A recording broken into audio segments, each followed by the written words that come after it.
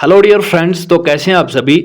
आज हम पढ़ने वाले हैं वैदिक एरा, द आर्यंस। ओके, तो आपको पता होगा हमने प्री हिस्ट्री पढ़ा, उसमें हमने Palaeolithic, Mesolithic, Neolithic, Chalcolithic as पढ़े। उसके बाद हमने इंडस वैली सिविलाइजेशन को अच्छे से पढ़ा, डिक्लाइन उसका पढ़ा। और आज हमें पढ़ने हैं आर्यंस, वैदिक एरा को हमें पढ़ना है। सारी वीडियोस 1 बाय 1 अपलोडेड हैं।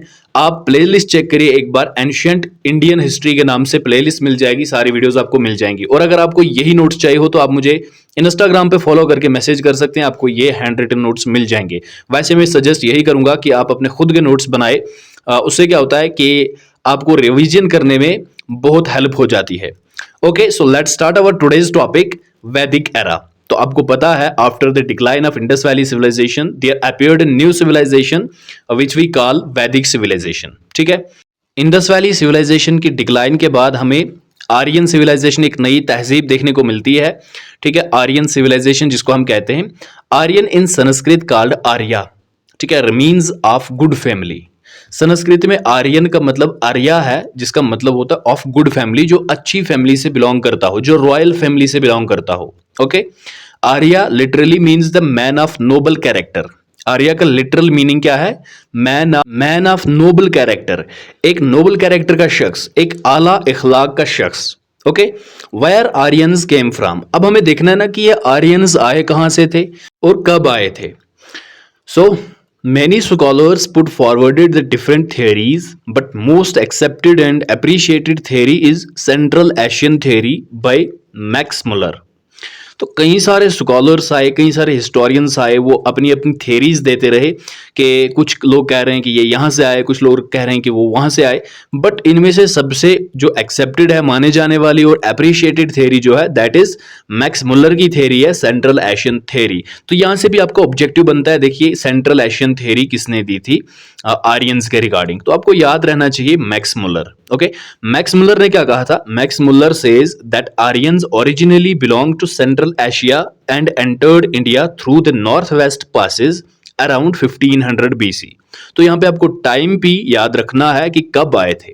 मैक्स मुलर के अकॉर्डिंग 1500 बीसी में आर्यंस जो है इंडिया में एंटर हुए थे। कहाँ से? नॉर्थ वेस्ट पासेज में, जैसे खैबर से, गोमल से, चित्राल, गिलगित पासेज से, इन जगहों से ये इंडिया के अंदर एंटर हुए थे। और ये ओरिजिनली कहां से बिलोंग करते थे? सेंट्रल एशिया से। और सेंट्रल एशिया में आपको याद रखना है उज्बेकिस्तान, किर्गिस्तान, कजाकिस्तान, ये सारे तान जो कंट्रीज हैं, उसमें रशिया का कुछ पार्ट आता है, ये सारे सेंट्रल एशियन कंट्रीज हैं और यहां से ये ओरिजिनली बिलोंग करते थे अकॉर्डिंग टू मैक्स मुलर। अब आपको डेट भी याद रखना है, they entered India around 1500 BC.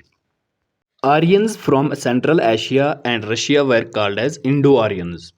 जो आर्यन सेंट्रल एशिया से आए थे और रशिया से आए थे, उनको इंडो आर्यंस भी कहा जाता था, इंडो आर्यंस।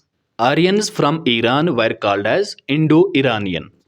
देखिए, जब सेंट्रल एशिया से आर्यंस आए थे तो वो पहले ईरान में एंटर हुए थे, और ईरान में एंटर होने के बाद वो काफ़ी अरसे तक वहाँ पे रहे। ठीक है, और उसके बाद फिर वो इंडिया की तरफ बढ़ते हैं। और जो ईरान में रहने के बाद इंडिया आते हैं, उनको इंडो ईरानियन कहते हैं। ठीक है, ये बात आपको याद रखनी है। Information about Aryans is mainly derived from the Rigveda, the book which is regarded as the oldest in the library of man. तो सबसे पहले ऊपर में बताना भूल गया आपको, इंडो ईरानियन। तो इसका जिक्र जो है, इनकी जो स्कैट बुक है अविस्ता, उसमें भी इसका जिक्र है। Okay, next point is information about Aryans.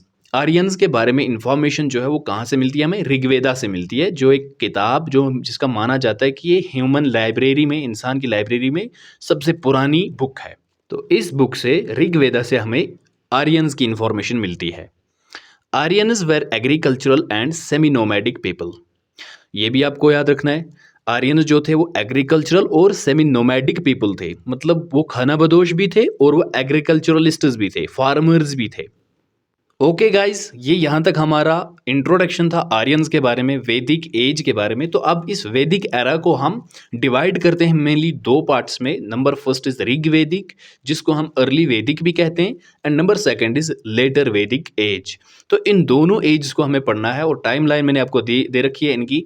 1500 BC से 1000 BC तक ऋग्वेदिक पीरियड रहता है, जिसको हम अर्ली वैदिक भी कहते हैं, एंड 10,000 BC से लेके 600 BC तक लेटर वैदिक एज का टाइम पीरियड रहता है।